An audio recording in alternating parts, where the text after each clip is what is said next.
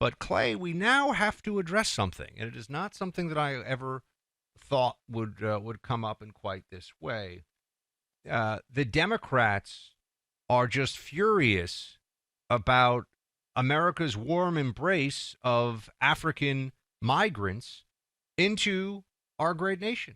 They all of a sudden have a problem with. I thought we were a nation of immigrants. I thought that everything was supposed to be this way, where we just bring in people from wherever. Or in fact, they thought it was supposed to be that people could just choose to come. They could break our laws. They could just show up.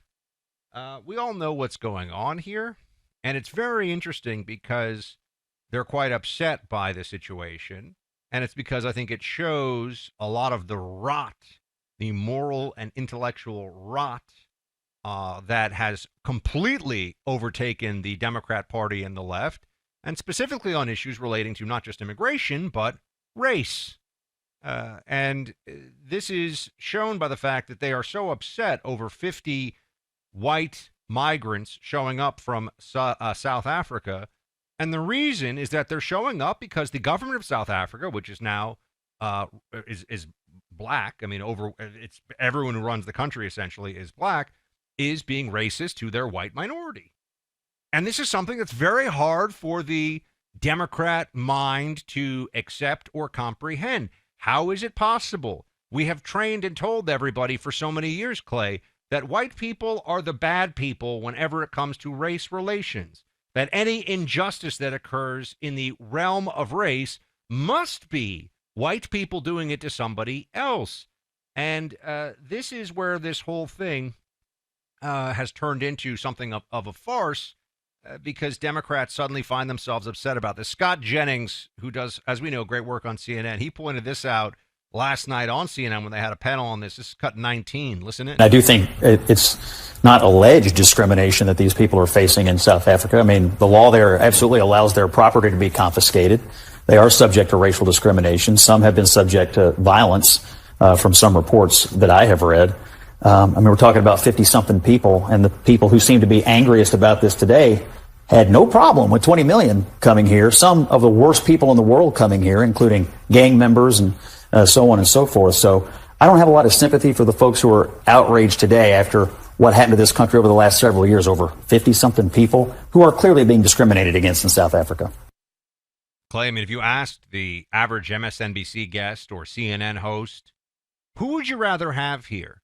An illegal MS-13 gang member or a legal immigrant from South Africa fleeing oppression who happens to be white?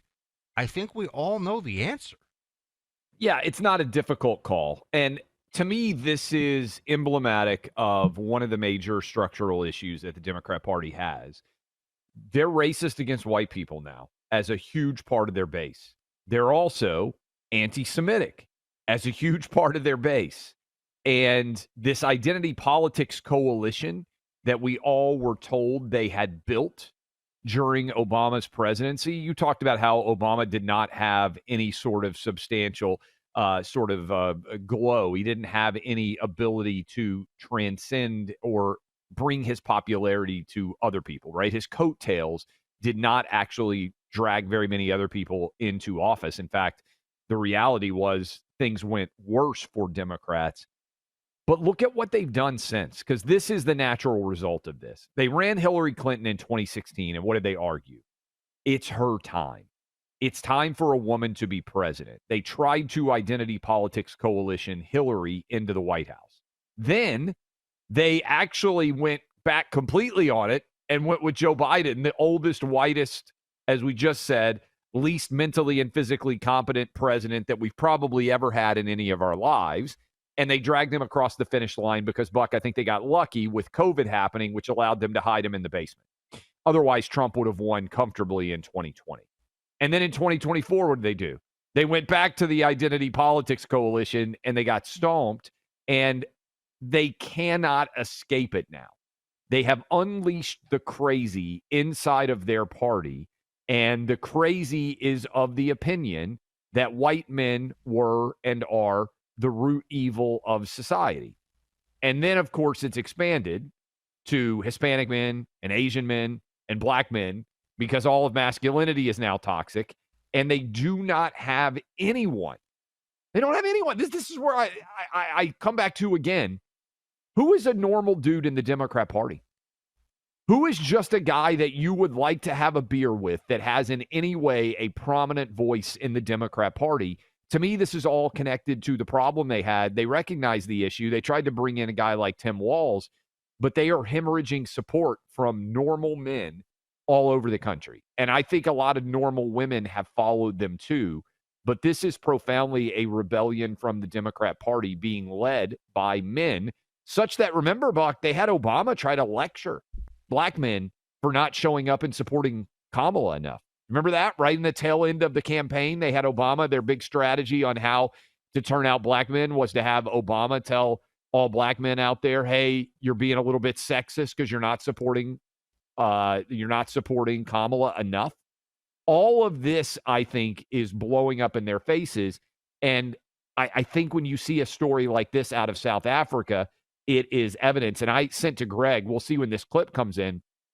But on interviews, leaders in South Africa are basically saying, hey, we need to kill more white people in the country. Well, there's a song that goes back to the days of apartheid, and they talk about killing the Boer, which is a reference to the Dutch ancestry Afrikaner farmers. And look, there was a repulsive and immoral system of apartheid in South Africa, and when it was then removed, they unfortunately replaced it with something that it could have been a rule of law, everyone is treated equal, democracy. But what they replaced it with was a racial entitlement state.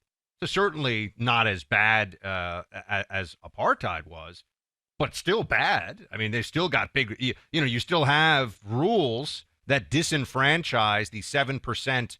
It's a pretty small minority of the country, but the 7% of the country that is white, explicitly so. And the country is having huge problems. I mean, if you look at the economy, crime, I mean, all of the issues of governance for certainly the last 30 years or so that you could measure in South Africa, the place is a mess. They've got rolling blackouts. They literally can't keep the lights on in this country.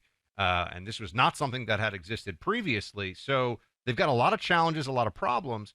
But bring it back here for a second. Why, first of all, as you've pointed out, Disney freaks out and doesn't want to have the baseball game in Georgia or something. What was it again? Yeah, over the new Georgia voting bill, which actually has increased the number of people that are out there vote. But yeah, they pulled the All-Star game out of Atlanta.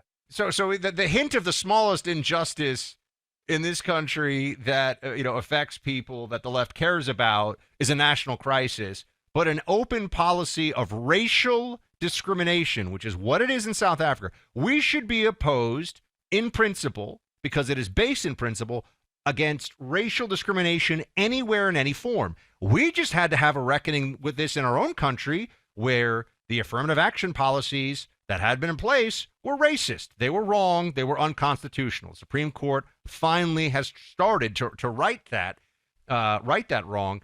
And Clay, the Democrats, though, they're so upset. I actually watched this MSNBC panel this morning on this. This is 21.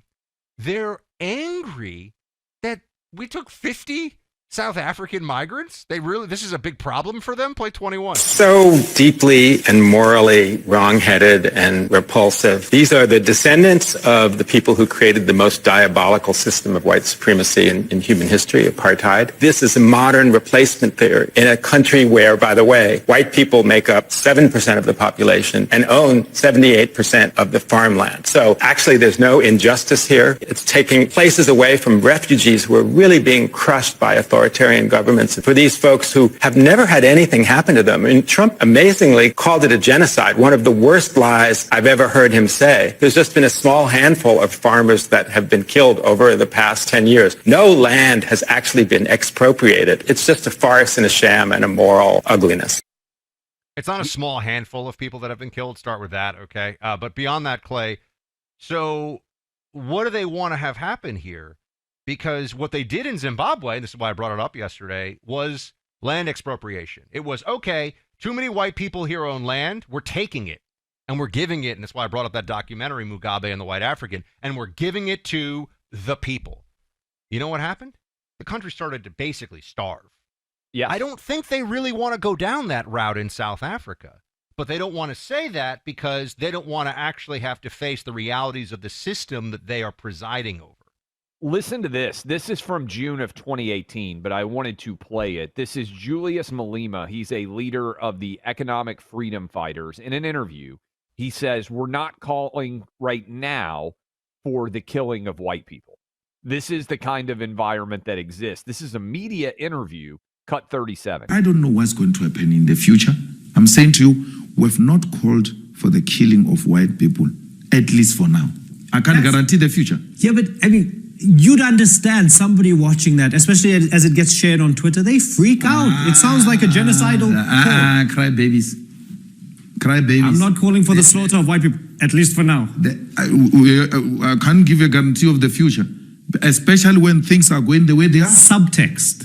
Especially if things are going the way they are, there will be a revolution in this country, I can tell you now. I'm not calling for the execution of white people right now. And he doubles down on it. He's very clear. Yes. He's like, yeah, that's what I'm saying. He's like, don't That's be a not baby. That's what I'm saying. That's not misspeaking. If you have an issue with that, you're a crybaby. Well, that is the environment. And then there's also the singing. I meant to get to this, but I got diverted. The singing of the song "Shoot the Boer," "Shoot the Farmer," which has been, there's video of that which is circulated from. I mean, it's a stadium full of people. It's like, let's say, I don't know, 40,000 people or something. We're all singing "Shoot the White People." And this is from the head of a political party, right? So, if the head of the Libertarian Party in this country was having, I'm just picking a random party, but, if the head of any party in this country was having rallies where they're saying, we're not calling for the execution of our fellow citizens yet, or cheering and chanting about it, I think people would have a problem with that. But you see, Democrats always have to pretend. They have to pretend to be the heroes in the civil rights struggles that they had nothing to do with. And so whenever you bring up South Africa, all they want to talk about is South Africa from 40, 50, 60 years ago. Yeah. They don't want to talk about South Africa today, which is the problem.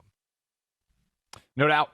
Look, right now, this time of year, weather forecasts often start with the word rain. Those rainstorms clog your gutters. If you have even the smallest number of leaves, branches, whatever else accumulates, clean gutter clears the way for a carefree summer. Whether you're tired of unclogging your gutters or don't like getting up on the ladder, time for a permanent solution with Leaf Filter. Hey, we just had Mother's Day, Father's Day next month. Great gift for dad, giving him some of his time back. Right now, save up to 30% off at leaffilter.com/clayandbuck. Gutter clogs aren't just a nuisance. They can cause extensive water damage. Let Leaf Filter's trusted pros help protect your home from flooding, foundation issues, and more. They'll clean out, realign, seal your gutters before installing Leaf Filter's award-winning patented technology, America's #1 gutter protection system. Schedule your free inspection. Get up to 30% off your entire purchase at leaffilter.com/clayandbuck. That's LEAF filter.com/clayandbuck. See the representative for warranty details.